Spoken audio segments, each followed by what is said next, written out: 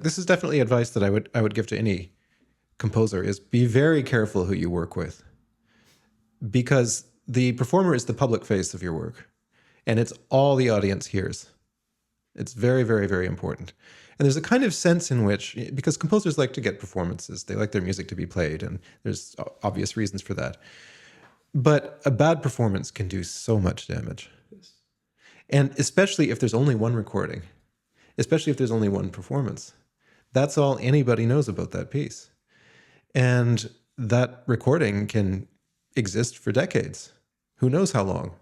And it can, if the recording is published, then there'll be copies of it for indefinitely. And that will be what people hear about that piece. And there are many compositions that I know from the 20th century for which there's only one recording. And if it's a bad recording, people aren't necessarily going to know that. So it's important to be extremely careful who you choose to work with.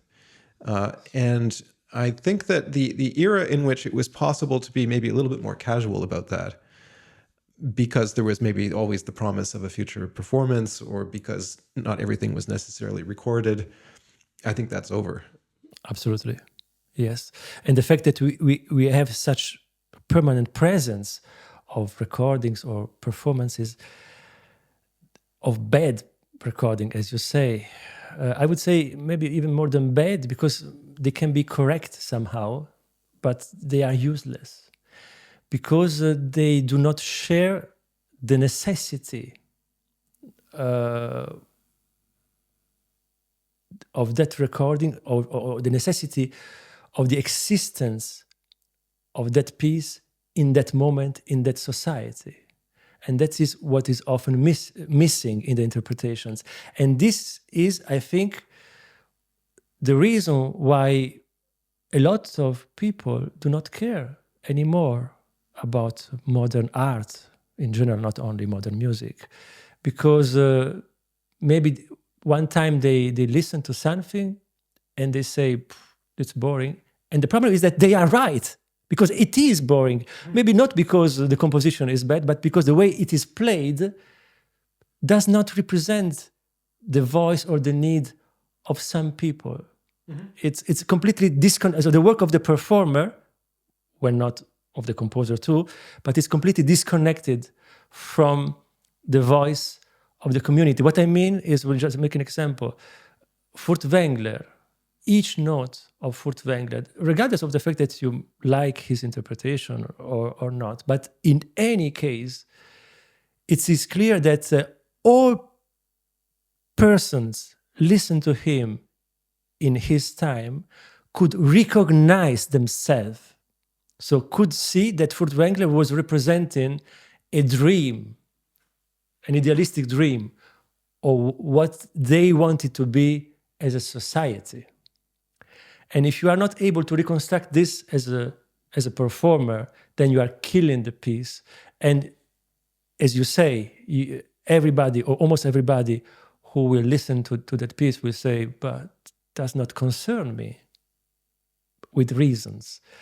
And so that has to be stopped somehow, I think. Well, the damage can be extraordinarily long-lasting. So let me give you an example. So Robert Kraft recorded the complete Webern works twice. There was a set of LPs that came out in, it was a long time ago, probably the 1960s. And then he recorded the entire set a second time for Naxos on CD. And the second set is outstanding, by the way. It's a very, very good set. They're beautiful performances of the pieces. In some instances, they're the finest recordings you can get of those works. The first set is quite bad. It's not necessarily Robert Kraft's fault. The pieces were unknown. The performers had an extraordinarily difficult time technically playing them. And I think it wasn't necessarily obvious in the 1950s and 1960s how one should go about interpreting this music. The problem is, though, the first set is the one that everybody heard. And so those performances where it's, first of all, technically they're very bad. They're out of tune. They're not together. So that's one thing. But there's also this sense in which the performers are struggling to understand what they're playing and not really quite grasping it. There's a disconnect, I think, between the desire for expression in the compositions and then what the performers are able to do with them. And that really did affect Webern's reputation in a negative way for a very long time. And it wasn't just the Robert Kraft recordings. It was the early Boulez performances. It was lots of things like this. There were a few people who knew how to play that music, but very few people did. So obviously by that point, Webern was dead. So there's nothing he could do. He couldn't intervene personally. But I just say that as a perhaps a warning to composers that you must take this seriously. There have been artists who have taken it extremely seriously and who have understood basically that if they want the work to be presented optimally in a manner that is likely to, or relatively likely, let's say, to connect with people, then in a sense, you must be responsible for the entire chain of production, from the conception of the work to its composition, to finding the ideal partners to work with, the recording process, the distribution, everything. And you might say that's extreme, but, well, look at Wagner. That's basically what Wagner did. And he was right to do that. Yes. Look at what Stockhausen did. Stockhausen, in the, I think, 1970s, created the Stockhausen Verlag, in which he stopped working with Universal Edition. He published all his own works himself. He oversaw the engraving down to the tiniest details. He, in fact, he had a music copyist who lived in his house with him for 25 years, just down the hallway from where he was doing his composing. And I met this guy, actually, and he said, yeah, no, he was very, very involved. He would say, no, that's not the right shape of note head, or that's not the way that this page should be laid out. He was very, precise about things like that. And he oversaw all of his productions with minute detail. A lot of people say, oh, Stockhausen, what a megalomaniac, but I say, bravo, Karl-Heinz, that was a good thing to have done. Who else would have done it? And you could say, well, maybe it's better to be a little bit more casual with things. But again, I don't really agree. Another example is someone like Philip Glass or Steve Reich. And, they created not only their own audience, but they created the conditions for their work to be disseminated from scratch.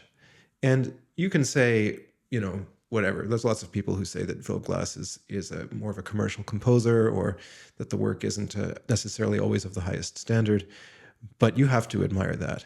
Yes. You have to admire that. I find that infinitely more admirable than the attitude of a university composer who writes his pieces, sits back, allows the university ensemble to play them for 20 people, and then nobody hears it.